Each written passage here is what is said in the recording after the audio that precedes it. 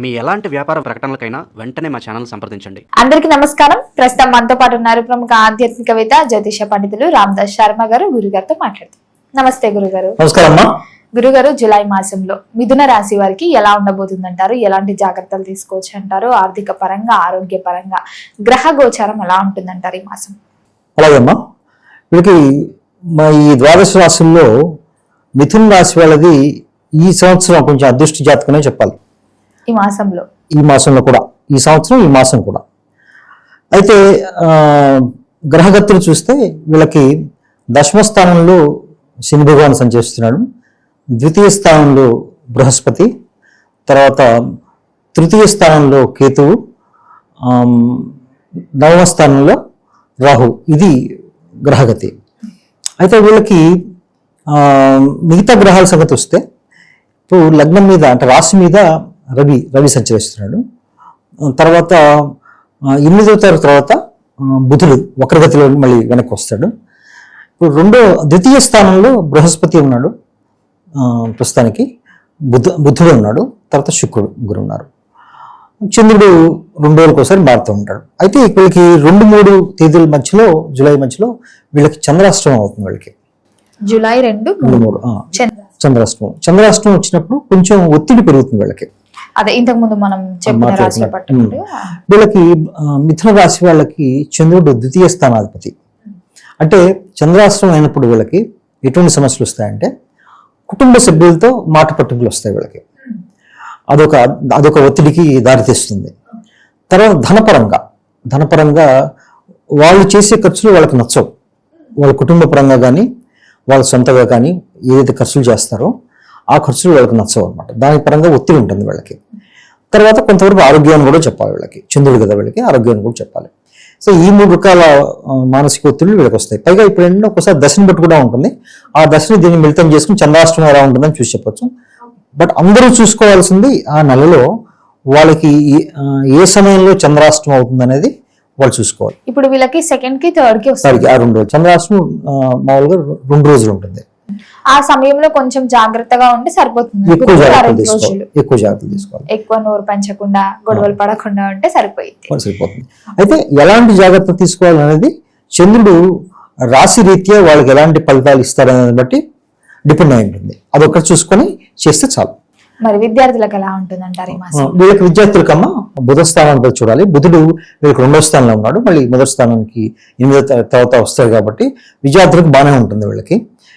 అయితే మిథున రాశి వాళ్ళకి చాలా మందికి బాగానే ఉంటుంది ఈ మాసంలో.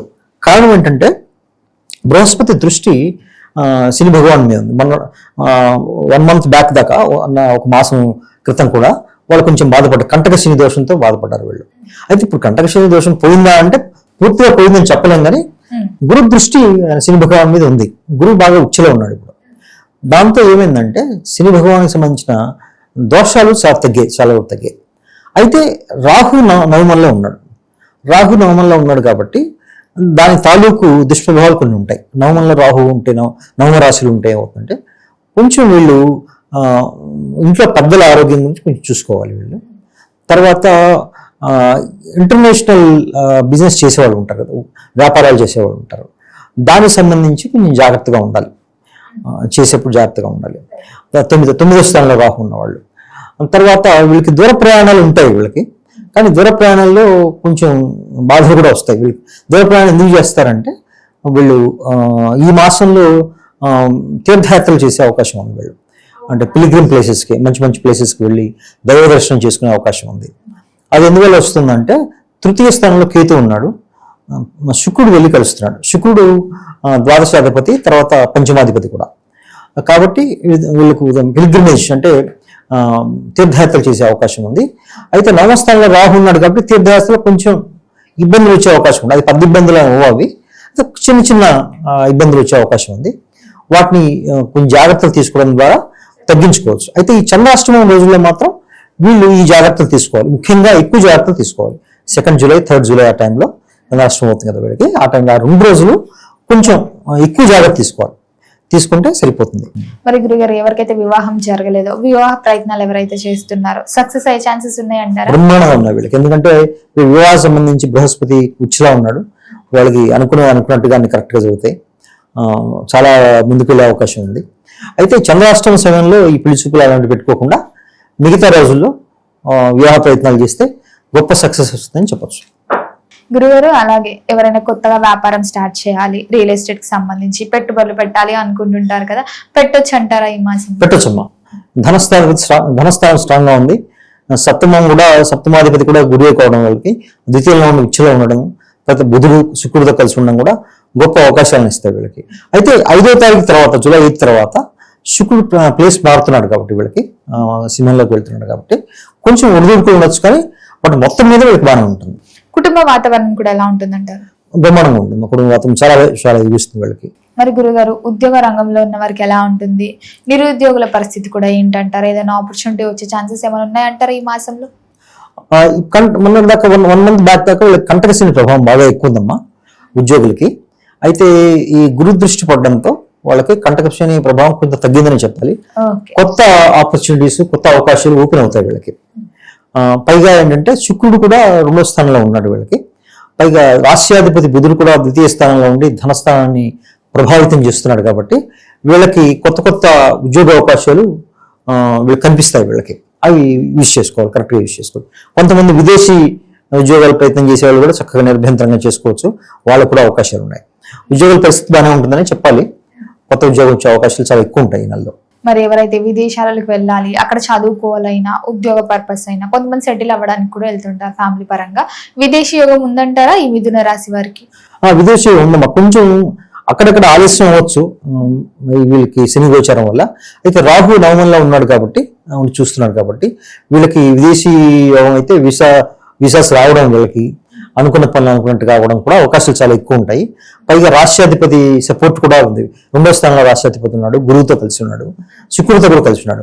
గురు శుక్రుడు బుధులు మూడు ఎప్పుడైనా కలిస్తే దాన్ని సరస్వతి యోగం అంటారు. సరస్వతి యోగం అంటారు. గురుడు, శుక్రుడు, బుధుడు, ఈ ముగ్గురు మన చదువు సంధ్యలకు సంబంధించిన గ్రహాలు. బృహస్పతి, బుధుడు, శుక్రుడు. బృహస్పతి ఎలాగంటే ఉన్నతమైన తెలివితేటలు ఉంటాయి. బుధుడు ఎలా అంటే మంచి కమ్యూనికేషన్ స్కిల్స్, తర్వాత తనకు తోచింది సరిగా ఎక్స్ప్రెస్ చేయడం, ఇలాంటివన్నీ బుధుడు చూసుకుంటాడు. శుక్రుడు ఏంటంటే క్రియేటివిటీ, సృజనాత్మకతని శుక్రుడు ఇస్తాడు. ఈ మూడు గ్రహాల కలయిక ఏ రాశిలో అయితే జరుగుతుందో వాళ్ళు నిజంగా అదృష్టవంతులని చెప్పాలి ఆ సమయంలో పుట్టిన వాళ్ళు. ఎందుకంటే వాళ్ళకి 5వ స్థానంలో ఈ 3 గ్రహాలు కలిసాయంటే వాళ్ళకి సరస్వతి యోగం ఉందని చెప్తారు. వాళ్ళు చాలా గొప్ప ఉన్నత చదువులు చదువుతారు, చాలా మేధావులు అవుతారు అన్నమాట వాళ్ళు.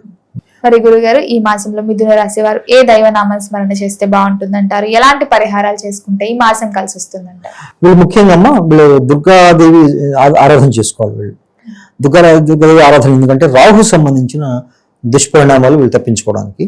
తర్వాత శివారాధన చేసుకోవాలి. కంటకశని దోషం కంటకశని తగ్గింది, దోషం వీళ్ళకి తగ్గింది, కానీ ఇప్పుడు ఇంకా ఉంది కదా, అది పోవాలంటే శివారాధన, శనీశ్వర శ్లోకాలు చదువుకోవడం, దశరథకృత శనీశ్వర స్తోత్రం, తర్వాత పిప్లాదకృత శనీశ్వర స్తోత్రం చదివి తైలాభిషేకాన్ని చేయించుకుంటే శని సంబంధించిన దోషాలు కూడా వెళ్ళిపోతాయి వీళ్ళకి.